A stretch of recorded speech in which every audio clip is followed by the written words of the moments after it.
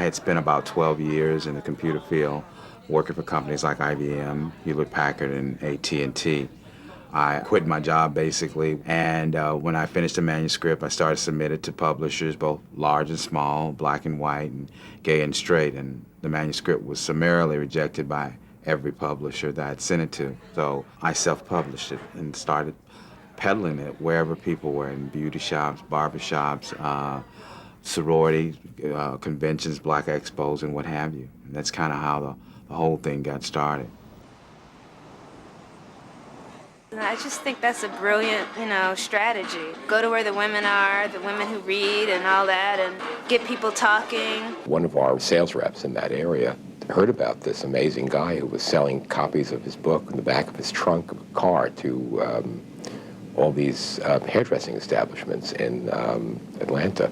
Brought it to the attention of one of our then editors. I called him, and I told him who I was, and he said, "You're John Grisham's publisher, aren't you?" And I said, "Yes, we are."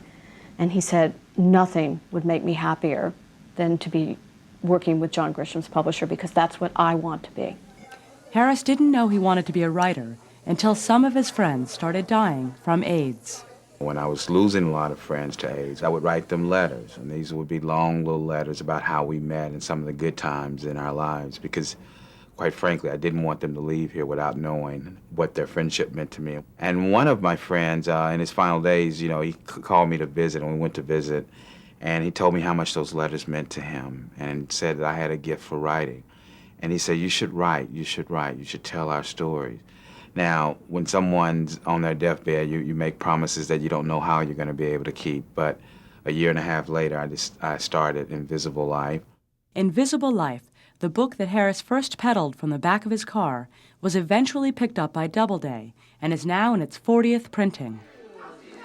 Invisible Life was the start of the one-day reads of Lynn Harris books. We remember when Invisible Life came out, I was like, is he gay?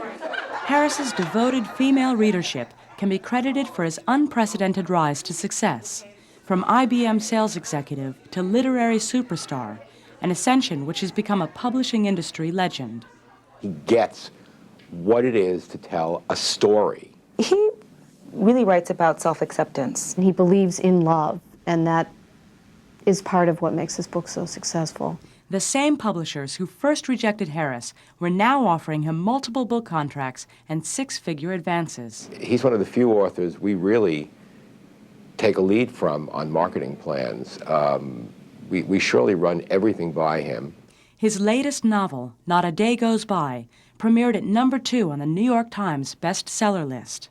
He has 10,000 hits on his website, which is pretty extraordinary. Starting a couple months ago, we sent out some wedding announcements. There's a wedding that takes place and Not a Day Goes By. We sent out a save the date card.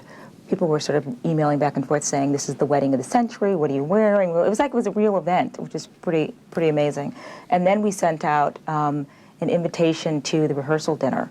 And that, I think, even generated more buzz.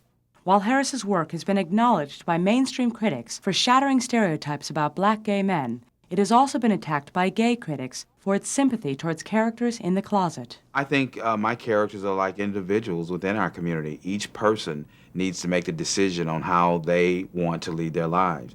If some people choose to live their life in the closet or choose to not identify themselves as gay or bisexual, I'm glad that we live in a country where they're able to make that decision. The fluid sexuality of Harris's protagonists is not a common characteristic in mass-market fiction aimed at black readers. But in pioneering a new genre, Harris has attracted a wide readership, gay and straight, black and white, married and single. How do you ladies think that Yancey really felt about Baz's bisexuality? No one really has been able to do what he's done in the way that he's done it in sort of a mainstream way. There had never been a gay African-American romance, as far as I know, that had been published previously. And that was a dramatic breakthrough. I knew that to get noticed, you had to be telling a different story. You couldn't just tell boy meets girl or boy meets boy or what have you.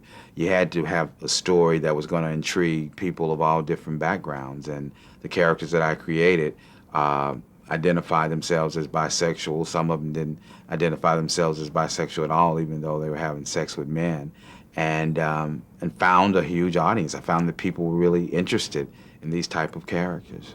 It's been said that all novels are autobiographical, and Harris's work is no exception.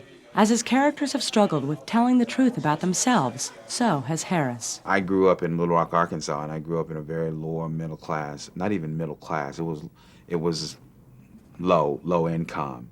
But one of the things that I could aspire to were things that I saw on TV and things I read in books, to know that I didn't have to stay in the predicament that I was in as a child. If you asked him if he was gay when I first signed him up, he would say no. I just went into the whole thing with him assuming that he was comfortable with it, and was kind of caught up short the first time that I realized he wasn't. For me personally, the writing has definitely changed, my outlook. I find that it's much easier to tell the truth about who I am. That way I don't have to go back and correct anything that I've said in the past. And I think it's also been helpful in allowing other young African Americans or Hispanics or anybody who's dealing with sexual issues to see that it's okay to say what's so and to tell the truth. In a further step toward telling the truth about himself, Harris has begun work on his memoirs. The reason why we were interested in his autobiography is because he has an incredibly powerful story to tell, starting when he was a child in Arkansas and going on, I think, probably right up to the point where he publishes the first book. The reception of his memoir, I think, will be crucial as to how he decides to continue and whether he does any nonfiction. It's always been my ambition to branch out, to not just be known as a Black gay writer, but as a writer. And I know to do that I was going to have to attack different genres and write different stories.